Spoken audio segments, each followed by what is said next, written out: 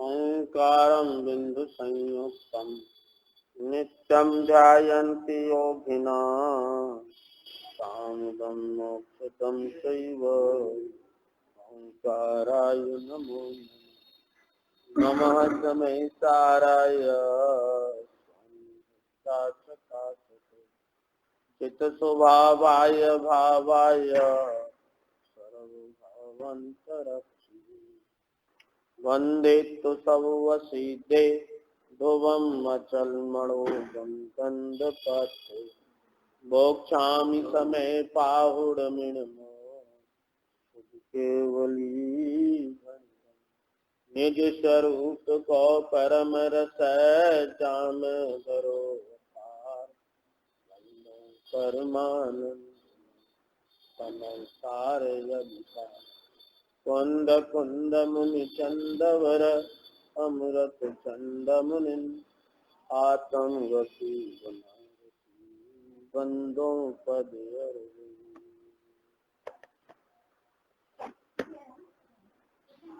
श्रीमद् भगवत कुंद कुंद आचार्य देव द्वारा रचित समय सारथी परमागम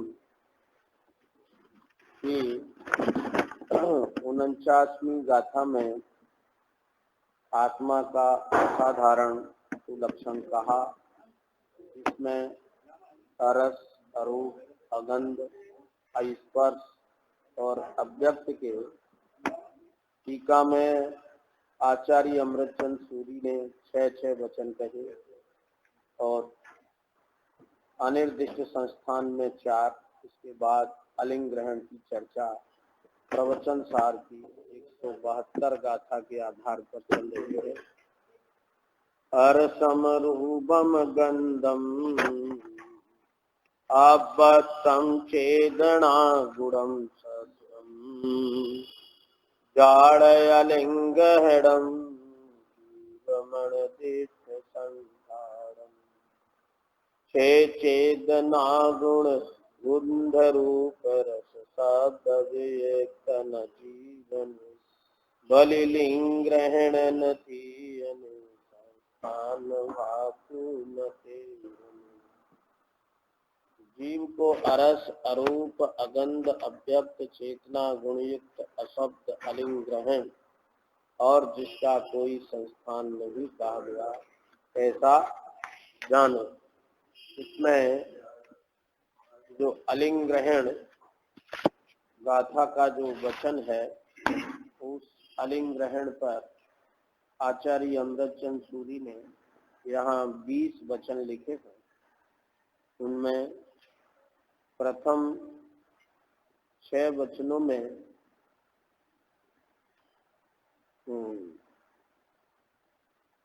लिंग माने इंद्री अर्थ करके यहाँ अलिंग ग्रहण की व्याख्या की है। इसके बाद 7वें वचन से और 11वें वचन तक लिंग का अर्थ उपयोग लक्षण किया। अ माने नहीं और ग्रहण के अर्थ अलग अलग किए गए, लेकिन उपयोग लक्षण लिंग का अर्थ करने पर भी, आ माने नहीं होने पर भी उपयोग लक्षण का निषेध एक भी वचन में नहीं है। बकाया जितने भी लिंग के अर्थ 15 किए गए हैं, उन सभी वचनों में लिंग के अर्थ का निषेध पर उपयोग लक्षण का निषेध नहीं है। बहुत ही युक्ति से गंभीर चिंतन को यहाँ अमृतचंद सूरी ने व्यक्त किया। 7वां कथन है, जिसके लिंग द्वारा अर्थात उपयोग नामक लक्षण द्वारा ग्रहण नहीं है, अर्थात ज्ञेय पदार्थों का आलंबन नहीं है, वह अलिंग ग्रहण है। इस प्रकार आत्मा के बाह्य पदार्थों का आलंबन वाला ज्ञान नहीं है, ऐसे अर्थ की प्राप्ति जिसके माने आत्मा के लिंग द्वारा अर्थात उपयोग नामक लक्षण, उपयोग जीव का लक्षण है, उसके द्वारा ग्रहण नहीं, किसका? गेह पदार्थों का। उपयोग गेह पदार्थों को ग्रहण नहीं करता, ग्रहण नहीं करता। अब यहाँ ग्रहण का अर्थ जानना नहीं है। पूर्व के 6 वचनों में ग्रहण का अर्थ जानना था, लेकिन यहाँ ग्रहण का अर्थ जानना नहीं है। यहाँ ग्रहण का अर्थ है गेयों को उपयोग में ग्रहण कर लेना, माने ये पदार्थ है उसको उपयोग ले ले अपने में, ऐसा नहीं है। समझ में आना? इसलिए उपयोग नामक लक्षण द्वारा ग्रहण नहीं है, माने गेय पदार्थों को उपयोग ग्रहण करता नहीं है। गेय पदार्थों का आलंबन उपयोग को नहीं है। बाह्य पदार्थों का आलंबन वाला ज्ञान नहीं है आत्मा के, ऐसे अर्थ की प्राप्ति होती है। माने आत्मा गेयों को जानता है, समझ में आना, लेकिन गेय के आलंबन से जानता हो ऐसा नहीं। समझ में आना? स्वयं से जानता है, स्वयं से गेयों को जानता है, पर गेयों के आलंबन से ज्ञान नहीं जानता। समझ में ना? ज्ञान निरावलंबी है। ये नहीं हो तो ज्ञान जानेगा कि नहीं जानेगा? स्वप्न में भी जानता है, वैसे भी जानता है। हाँ, तो गे का आलंबन बिना ज्ञान जानता है, उपयोग जानता है, ऐसा उपयोग लक्षण है। क्या समझिए?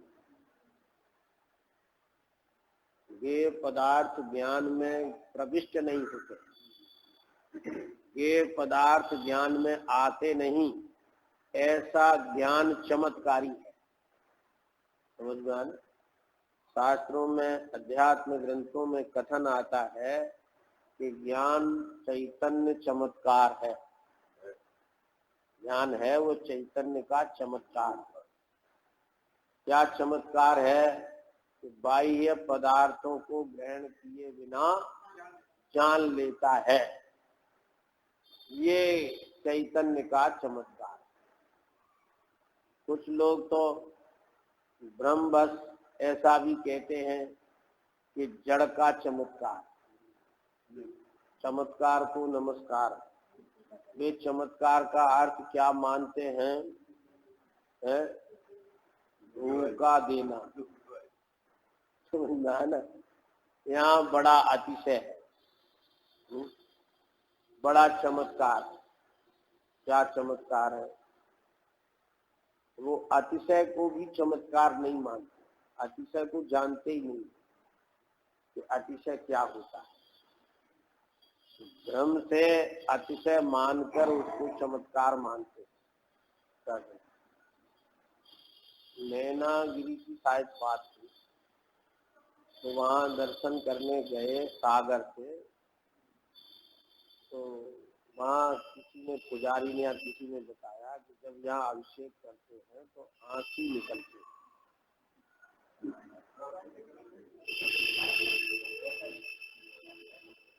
आंसू निकलते हैं, बड़ा चमत्कार। और वो उसका निशान दिखा रहे थे, तो देखो यहाँ से आंसू निकलता है उसके। तो प्रतिमा पर निशान है तो पानी वहां से बहता है। क्या सकून? अब वो क्या है कि उसको अतिशय मानते हैं। ये अतिशय थोड़ा ही है, ये तो अरिहंत अवस्था का दोष है।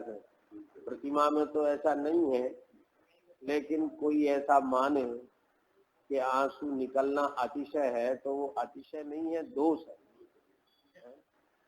क्यों? अरिहंत के अतिशयों में ये एक भी ऐसा अतिशय नहीं है कि आंख में आंसू आ। क्या समझ? शोक शोक नाम का दोष है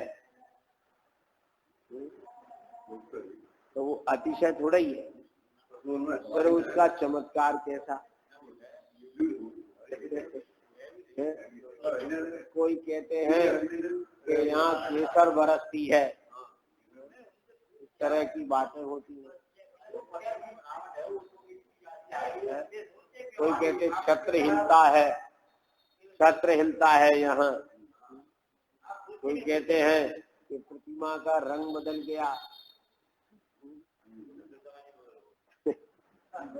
जब तुम उस पर केसर की धार डालोगे तो रंग तो कुछ बदला दिखेगा।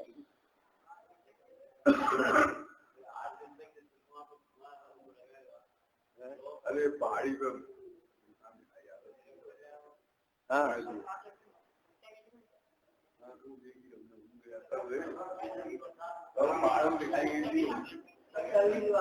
अरे कहीं नहीं बरसती केसर। अपन गए थे कहीं दिखी वहाँ केसर, अपन गए थे दिखी वहाँ केसर।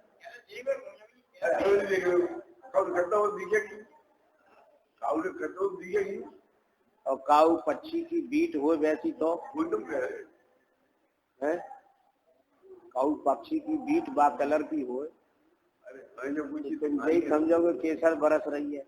पहली बात तो ये है कि बरसती नहीं है, और बरसे भी तो इसमें क्या आतिश है और इसमें क्या चमत्कार है। और फिर चमत्कार जड़ में होगा कि चैतन्य में होगा? चमत्कार जड़ में होगा कि चैतन्य में होगा? सोने की चमक सोने में होगी कि लोहे में होगी? सोने में होगी ना, तो जड़ में जड़ता होगी कि चमत्कार? जड़ता होगी ना। चैतन्य में चमत्कार होता है। कैसा चमत्कार है वो 7 नंबर के वचन में कहा। क्या? कि उपयोग नामक लक्षण ज्ञेय पदार्थों को आलम्बन नहीं देता, बिना आलम्बन के ही जानता है। ये उपयोग लक्षण का चमत्कार है। क्या समझ में? अब आगे 8वें वचन में कहते हैं जो लिंग को अर्थात उपयोग नामक लक्षण को ग्रहण नहीं करता, स्वयं कहीं बाहर से नहीं लाता, सो अलिंग ग्रहण है। इस प्रकार आत्मा जो कहीं से नहीं लाया जाता ऐसे ज्ञान वाला है, ऐसे अर्थ की प्राप्ति होती है। या लिंग को अर्थात उपयोग नामक लक्षण को ग्रहण नहीं, माने उपयोग लक्षण को ग्रहण करने की जरूरत नहीं होती, ग्रहण नहीं किया जाता। उपयोग लक्षण ग्रहण नहीं किया जाता, वो तो स्वयं से है। कहीं बाहर से उपयोग लक्षण को ग्रहण नहीं किया जाता। लाता माने ग्रहण नहीं किया जाता, सो अलिंग ग्रहण है। इस प्रकार आत्मा जो कहीं से नहीं लाया जाता ऐसा ज्ञान वाला है, ऐसे अर्थ की प्राप्ति होती है। समय सार के संबर अधिकार में कहा है प्रथम ही कि उपयोग में उपयोग है। क्या है? उपयोग में उपयोग है। उपयोग बाहर जाता नहीं, क्या समझ में? और उपयोग बाहर से आता नहीं। केवल भ्रम हो जाता है। क्यों? कि उपयोग बाह्य पदार्थों को विषय बनाता है, तो ऐसा लगता है कि हमारा उपयोग वहां चला गया। क्या समझ में? या वो पदार्थ हमारे उपयोग में आ गए। और व्यवहार से ऐसा भी कह देते हैं तेरा उपयोग कहाँ है? या मंदिर में बैठा है, उपयोग घर में है या दुकान पे है। हाँ, वो उपयोग जाता नहीं। अगर उपयोग आत्मा से निकल के चला जाए तो आत्मा जड़ हो जाए। क्या हो जाए? जड़ हो जाए। तो उपयोग कहीं बाहर जाता नहीं और बाहर से उपयोग आता नहीं। बाहर से उपयोग क्यों आएगा? आत्मा स्वयं उपयोग स्वभावी है। जड़ पदार्थों में से तो उपयोग आ नहीं सकता है, और चेतन पदार्थों का उपयोग आपके ज्ञान में, आपके आत्मा में क्यों आएगा? भगवान का उपयोग भगवान के, हमारा उपयोग हमारे पास। तो उपयोग नामक लक्षण को ग्रहण नहीं करता, कहीं बाहर से नहीं लाता, तो अलिंग ग्रहण है। उपयोग उपयोग में है। कहाँ है? उपयोग उपयोग में है, क्रोध आदि में नहीं, कर्म नो कर्म में नहीं। कर्म नो कर्म में से उपयोग आता नहीं, और उपयोग वहां जाता नहीं। क्या समझ है? वो ज्ञान का परिणाम ही नहीं उपयोग है।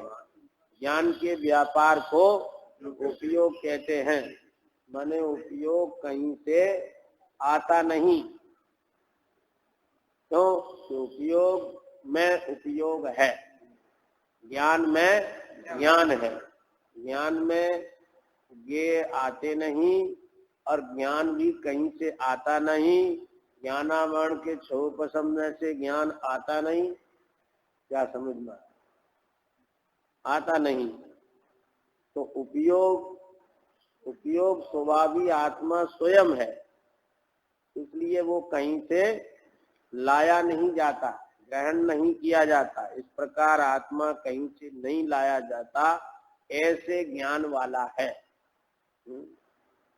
ऐसे अर्थ की प्राप्ति होती है। बादाम खाने से ज्ञान बढ़ जाता है, ब्राह्मी खाने से ज्ञान बढ़ जाता है, ये सब भ्रम है। ज्ञान में ज्ञान रहता है, उपयोग में उपयोग रहता है, उपयोग कहीं से लाया जाता नहीं। अब 9वां वचन है, जिससे लिंग का अर्थात उपयोग नामक लक्षण का ग्रहण अर्थात पर से हरण नहीं हो सकता, अन्य से नहीं ले जाया जा सकता, तो अलिंग ग्रहण है। जिसे लिंग माने आत्मा के लिंग का अर्थात उपयोग नामक लक्षण का ग्रहण अर्थात पर से हरण नहीं हो सकता, माने हमारे उपयोग नामक लक्षण को कोई ग्रहण नहीं कर सकता। चोर चुरा नहीं सकता, लुटेरा लूट नहीं सकता। क्या समझ में? बाहर का धन चुराया जा सकता है, लुटाया जा सकता है, पर हमारे उपयोग को चोर चुरा नहीं सकते, लुटेरे लूट नहीं सकते। कहते विद्या एक ऐसा धन है जिसको कोई चुरा नहीं सकता, ले नहीं सकता है, ग्रहण नहीं कर सकता। तो ये उपयोग नामक लक्षण का ग्रहण अर्थात पर से हरण नहीं हो सकता, अन्य से नहीं ले जाया जा सकता, इसको कोई ले सकता नहीं है। इसके लिए कोई ताले कुंजी और तिजोरी की जरूरत नहीं है। ऐसा हमारा उपयोग लक्षण है, जो सदा हमारे में रहता है। इस प्रकार आत्मा के ज्ञान का हरण नहीं किया जा सकता। तो कंबल होता है तो वो स्वयं से होता है ना, किसी दूसरे के द्वारा हमारे ज्ञान का हिरास नहीं किया जाता, और किसी दूसरे के द्वारा ज्ञान की प्राप्ति नहीं होती है। समझ में आया ना? कि गुरु से ज्ञान की प्राप्ति होती है ऐसा नहीं, और कोई हमारा ज्ञान हर सकता है ऐसा नहीं।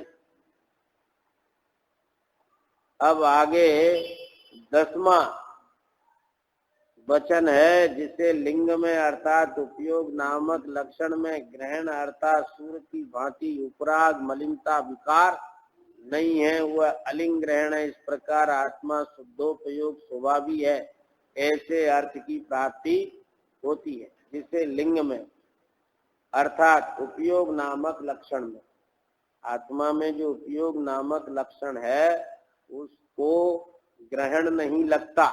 लिंग माने उपयोग लक्षण, और ग्रहण इस उपयोग नामक लक्षण को ग्रहण नहीं लगता, अर्थात सूर्य की भांति उपराग मलिनता विकार नहीं है, वह अलिंग ग्रहण है। सूर्य की भांति सूर्य को ग्रहण लग जाता है, दूसरे ग्रह उसको ग्रसित कर लेते हैं सूर्य को, तो सूर्य के रहते हुए अंधेरा हो जाता है। सूर्य ग्रहण पड़ता है ना, तो सूर्य को शायद राहु ग्रसित कर लेता है। क्या? अरे तो वो तो बात हो गया, उसका जवाब हो गया, उनसे आप क्यों?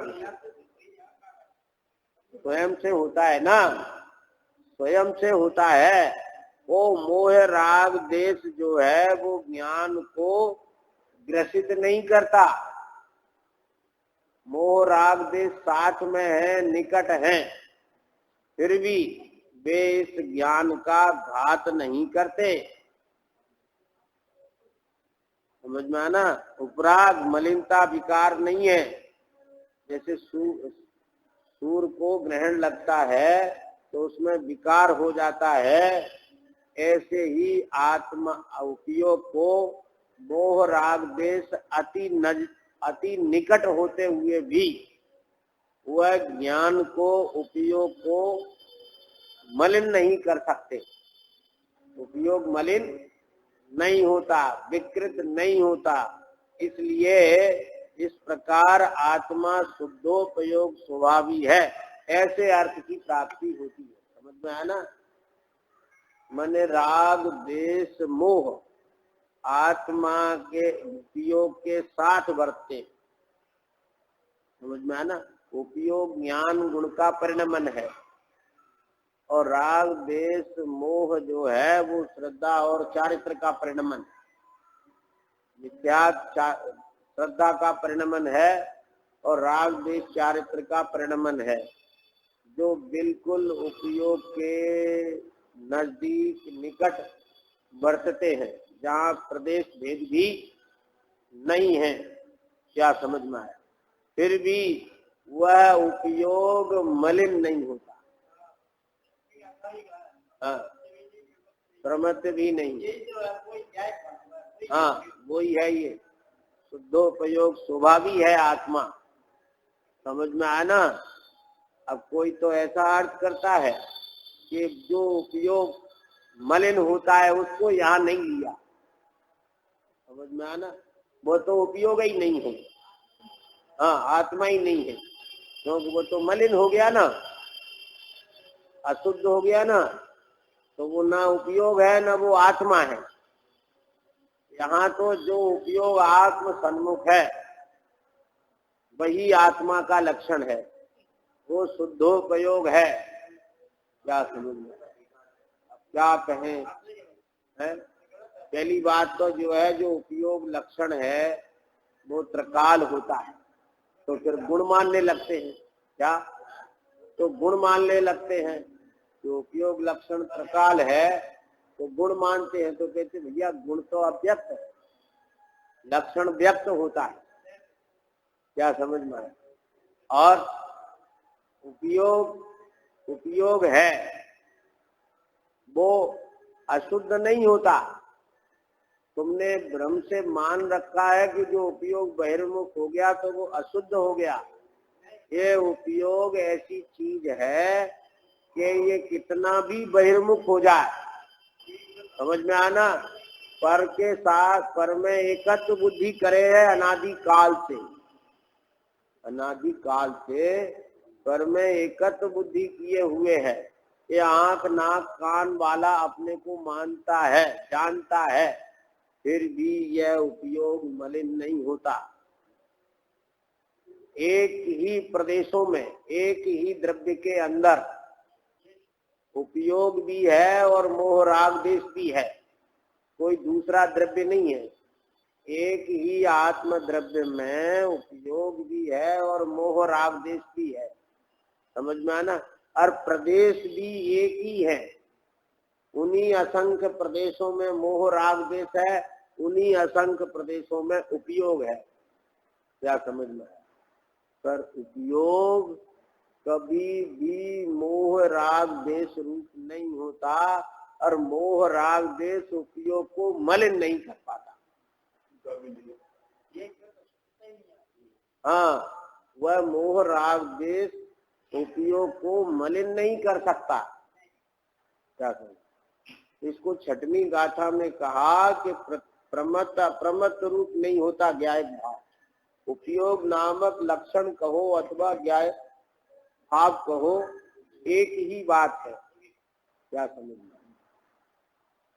तो वहां ज्ञायक भाव कहा है, यहाँ उपयोग कहा है, कोई अंतर नहीं है, शब्द भेद है, अर्थ भेद नहीं है। तो क्या है कि ज्ञायक भाव प्रमत्त अप्रमत्त नहीं होता, अर्थात शुभाशुभ रूप नहीं होता। क्या नहीं होता? शुभाशुभ रूप नहीं होता। ऐसे ही ये उपयोग लक्षण जो है वह शुभाशुभ रूप मलिन विकार रूप नहीं होता।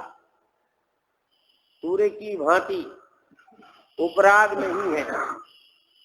समझ में आया ना? सूर्य की भांति आत्मा विकृत नहीं होता है।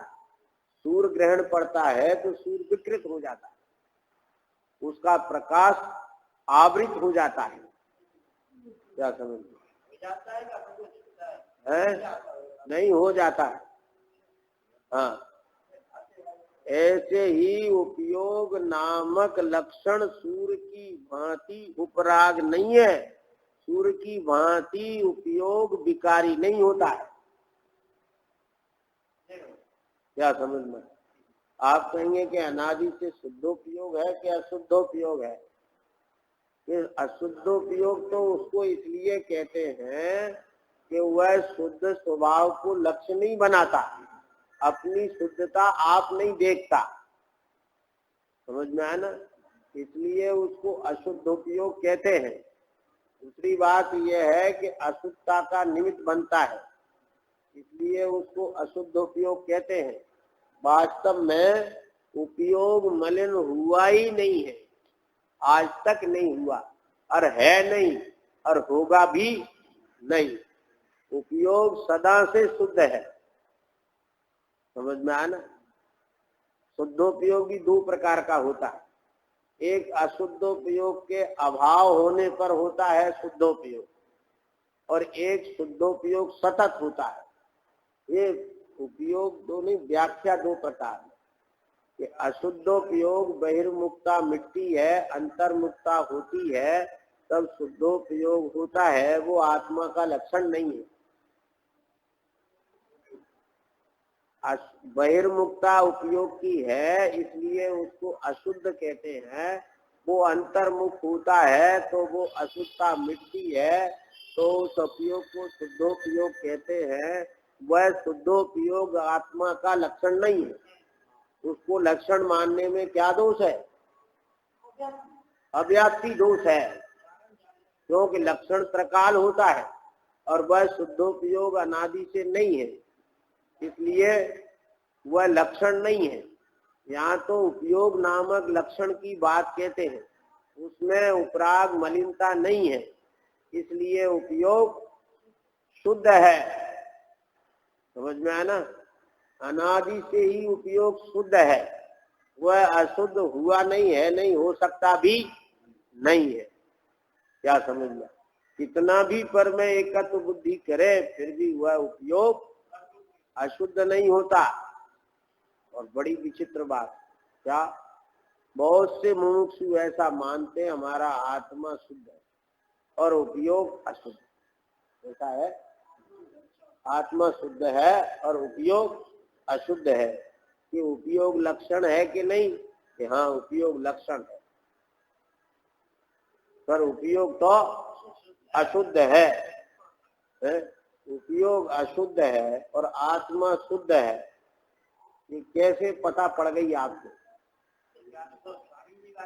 समय सारादि ग्रंथों में, सैकड़ों जगह अध्यात्म ग्रंथों में आत्मा को शुद्ध लिखा है ना, तो वो तुमने लिखा पढ़ा है। जो लिखा है वो तुमने पढ़ लिया है, इसलिए तुम आत्मा को शुद्ध मानते हो। क्या समझना? और उपयोग को अशुद्ध मानते हो। तुमसे तो वे अच्छे हैं कि जो उपयोग को अशुद्ध मानते और आत्मा को अशुद्ध मानते। क्या समझना? तुम तो आत्मा को शुद्ध मानते हो और उपयोग को अशुद्ध मानते हो, हैं? लक्षण अशुद्ध और लक्ष्य शुद्ध, माने सैंपल खराब और माल बढ़िया। क्या विचित्र बात है?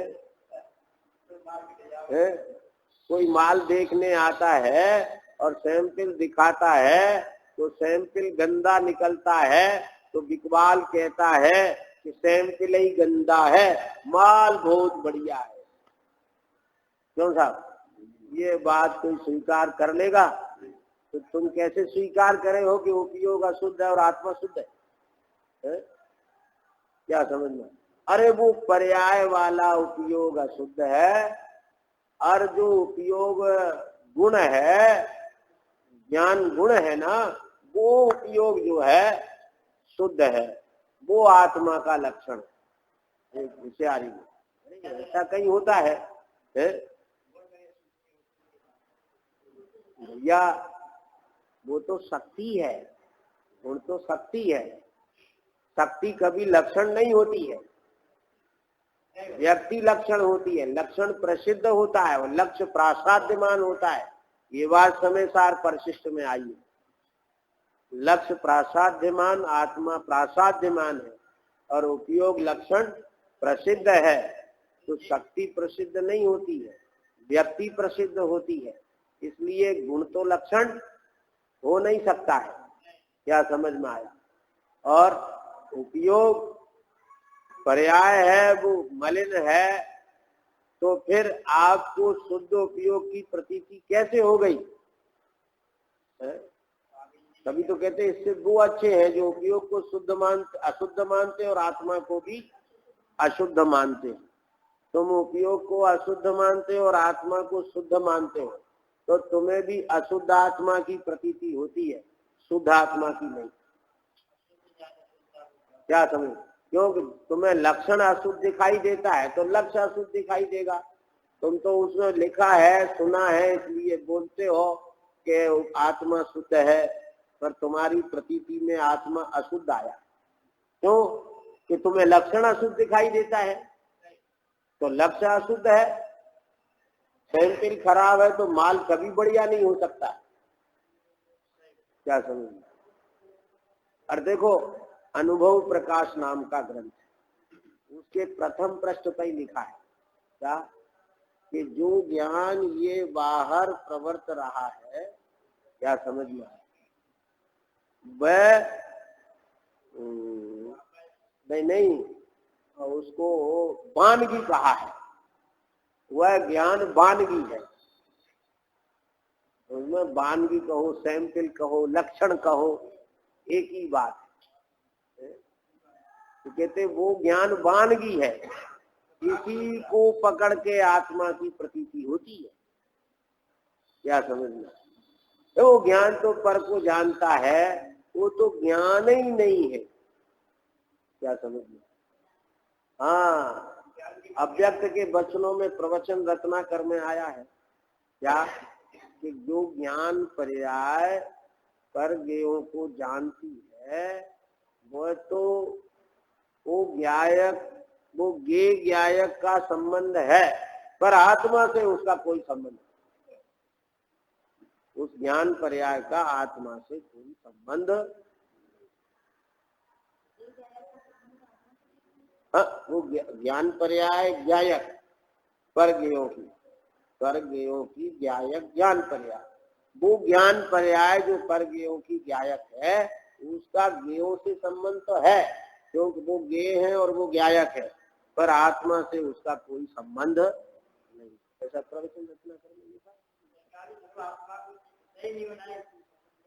हाँ, कोई संबंध ही नहीं, कोई संबंध नहीं। मने अगर ये कहा जाए कि ज्ञान पर्याय का ज्ञेय से कोई संबंध नहीं तो ठीक, पर आत्मा का उस ज्ञेय ज्ञायक से कोई संबंध। तो भाव इंद्रिय सर्वथा भिन्न है, तो ज्ञेय को जानता है।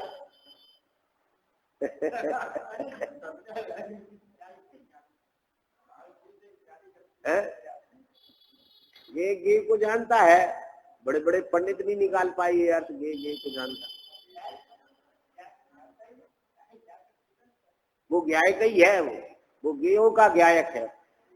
इसलिए उसे वो ज्ञायक जो आत्मा का स्वभाव है उससे वो सर्वथा भिन्न है, इससे उसका कोई संबंध नहीं। माने ज्ञान पर्याय का आत्मा से कोई संबंध नहीं है और ज्ञेयों से संबंध है।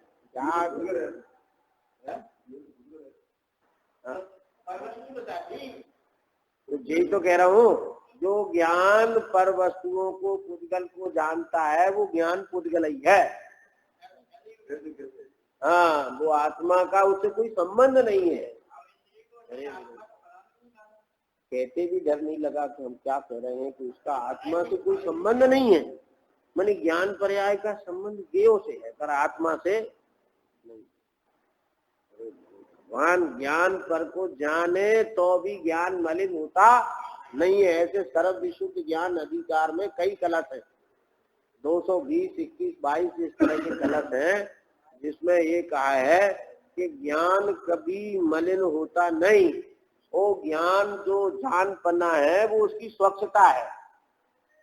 किसकी? ज्ञान की स्वच्छता है, वो निर्मलता है। दर्पण में पर पदार्थ प्रकाशित हो तो दर्पण मलिन हो जाएगा क्या? स्वच्छता है उसकी, क्या समझ में? दर्पण में अग्नि प्रकाशित हो तो दर्पण क्या गर्म हो जाएगा? नहीं होता ना। तो जो दर्पण में जगजगाती अग्नि है उसका अग्नि से संबंध है कि दर्पण से संबंध है? वो दर्पण का परिणमन है, दर्पण की स्वच्छता है कि वो अग्नि का है? दर्पण की है ना, क्या समझ? अरे छठवीं गाथा में तो कहा कि गे को जानता है, गेयाकार होता है ज्ञान, पर उसमें गेयकृत अशुद्धता नहीं होती। गेयाकार होता है, तो गेयाकार होता है तो वह परज्ञेयों को जानने रूप परिणमता है कि स्वज्ञेय को जानने रूप परिणमता? गेयाकार कहने से स्पष्ट है कि वह परज्ञेयों के रूप जानन रूप परिणमता है, पर उसमें गेयकृत अशुद्धता नहीं आती। स्वज्ञेय को अगर स्वज्ञेय उसका अर्थ किया जाएगा तो स्वज्ञेय तो शुद्ध है, उसकी अशुद्धता कैसे आ जाएगी उसमें? तो गेयाकार होता है पर उसमें गेयकृत अशुद्धता नहीं आती। समझ में आना? एक ही द्रव्य में उन्हीं असंख्य प्रदेशों में यह मोह राग देश का परिणमन है और ज्ञान का परिणमन है, पर वो ज्ञान का परिणमन मोह राग देश रूप नहीं होता और मोह राग देश का परिणमन ज्ञान रूप नहीं होता। ये चैतन्य का चमत्कार है। क्या समझ में? वो चैतन्य चमत्कारी तत्व जो है कभी उस रूप नहीं होता है। क्या बोले? हाँ, मोह राग देश रूप नहीं, तो भाव रूप नहीं।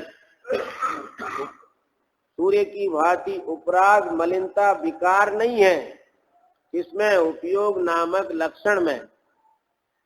इस प्रकार आत्मा शुद्धोपयोग स्वभावी है, ऐसे अर्थ की प्राप्ति होती है।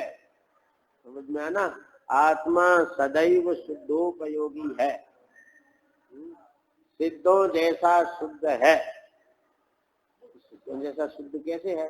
कि सिद्ध भगवान के नो कर्म द्रव्य कर्म भाव कर्म नहीं है, ऐसे ही उपयोग में द्रव्य कर्म भाव कर्म नो कर्म नहीं है।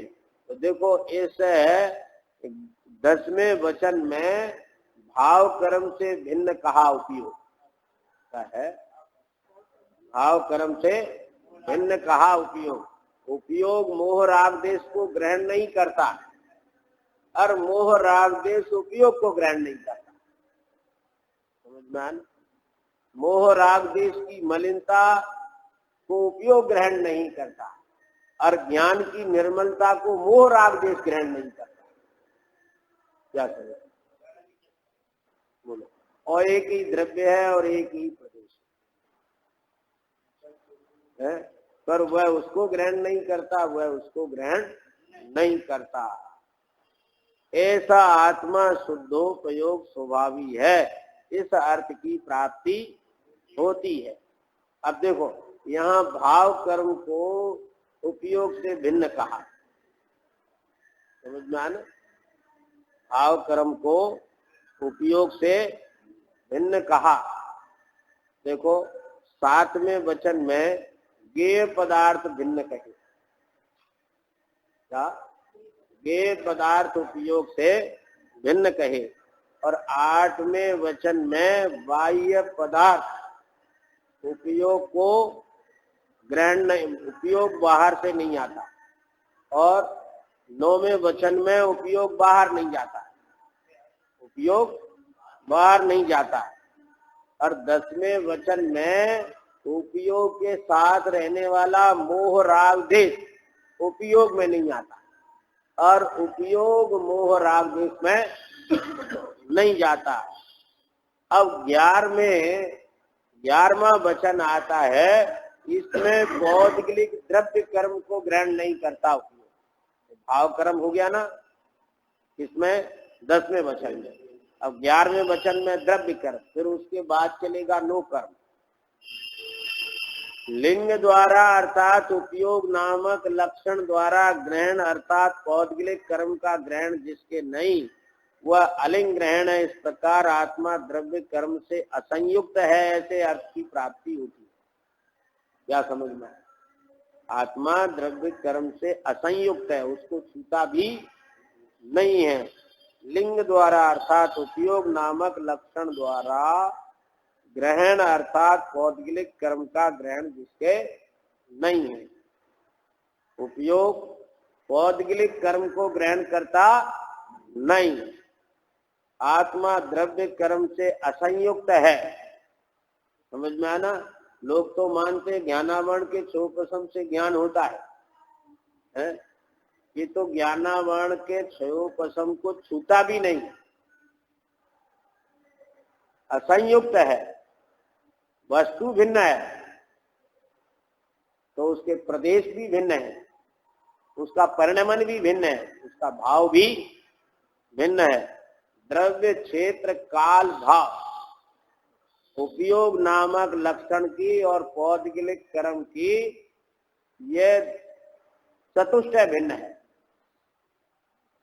उपयोग नामक लक्षण द्वारा ग्रहण अर्थात पौद्गलिक कर्म का ग्रहण जिसके नहीं है, ये पौद्गलिक कर्म को कभी ग्रहण करता नहीं है। इस प्रकार 7वें में गे को ग्रहण नहीं करता, गे का आलम्बन नहीं लेता, गे में से नहीं आता, गे को ग्रहण नहीं करता, गे के आलम्बन से नहीं जानता। 11वें में द्रव्य कर्म को, हाँ 10वें में भाव कर्म से भिन्न है, इसलिए आत्मा शुद्धोपयोग स्वभावी है। हाँ, और यहाँ आत्मा द्रव्य कर्म से असंयुक्त है, ऐसे अर्थ की प्राप्ति होती है। द्रव्य कर्म का चतुष्टय जुदा और उपयोग नामक लक्षण का चतुष्टय जुदा है। तो पौद्गलिक कर्म को आत्मा ग्रहण करता नहीं, इसलिए आत्मा द्रव्य कर्म से असंयुक्त है। क्या समझ में? छूता ही नहीं, प्रदेश भिन्नता है। जहाँ प्रदेश भिन्न होते हैं वहाँ वस्तु भिन्न होती है। क्या समझ में? जहाँ प्रदेश भिन्न होते हैं वहाँ वस्तु भिन्न होती है। यही तो बात संवर अधिकार में कही। क्या समझ? हाँ, जहाँ प्रदेश भिन्न होते हैं वहाँ वस्तु भिन्न होती है, और वस्तु भिन्न होती है वहाँ उसके गुण भी भिन्न होते हैं, वहाँ उसका परिणमन भी भिन्न होता है। क्या समझ? काल। इस तरह द्रव्य कर्म से असंयुक्त है, इस अर्थ की प्राप्ति होती है। अब उपयोग नो कर्म से भिन्न है। अब नो कर्म में इन्होंने 5 इंद्रियों के विषयों को लिया 12वें में, और 13वें में वो 10 प्राणों को लिया। क्या समझ में आया?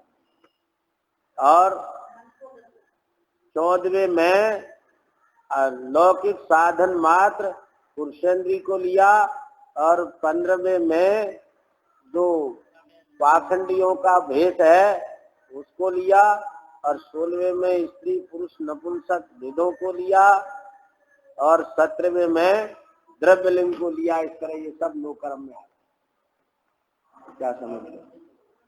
हाँ, कहाँ से लेकर 12 से लेकर और 17 तक जो है ये नो कर्म लिए 6 वचनों में नो कर्म से भिन्न है आत्मा। उसके बाद फिर लिंग का अर्थ गुण विशेष 18वें में, 19वें में पर्याय विशेष और 20वें में द्रव्य सामान्य ऐसा अर्थ करके बहुत मार्मिक रहस्य को स्पष्ट किया है। तो चर्चा आगे चलेगी। क्या समझ